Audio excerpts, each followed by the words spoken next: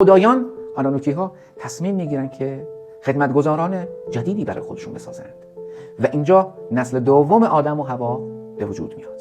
این اتفاقات برمیگرده 500,000 سال پیش. نسل دوم با تغییرات ژنتیکی مخلوقی میشن که به حد کافی هوش، قدرت تصمیم گیری رو در خود ندارند. سالیان سال خدمت صورت میگیره. اما نسل اول که به دلیل هوش و ذکاوت به نام نسل مار شناخته میشه، در آثار کهن مار یعنی اندیشمند، با شعور، فکور و خلاق.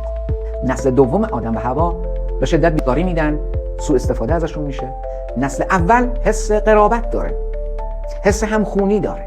ما نسل دوم، نسل اول از لموریا که سرزمینشون بوده به شکلی میان به باغ عدن، با اینها دیدار میشه. آری، درخت آگاهی، درخت حیات، میوه دانایی که در آنجا سیب تمثیل شده و ماری که به دور درخت مشغول سخن با هواست. چه اتفاق میفته؟ نسل اول با نسل دوم ارتباط برقرار میکنه به دلیل اینکه حس عذاب وجدان میکشه که چرا هم جنس من، هم نوع من در عذاب و این بردگی است.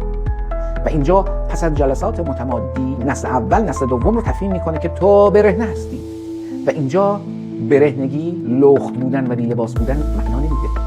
در کتب کهن این برهنگی عدم دانش، فهم و جریانات زیست بوده.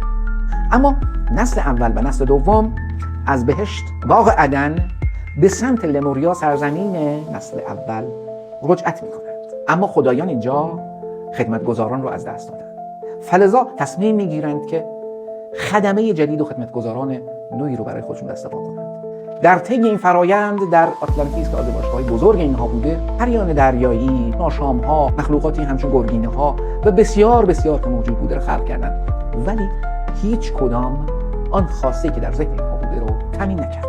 نسل سوم با تولد رپتایل‌ها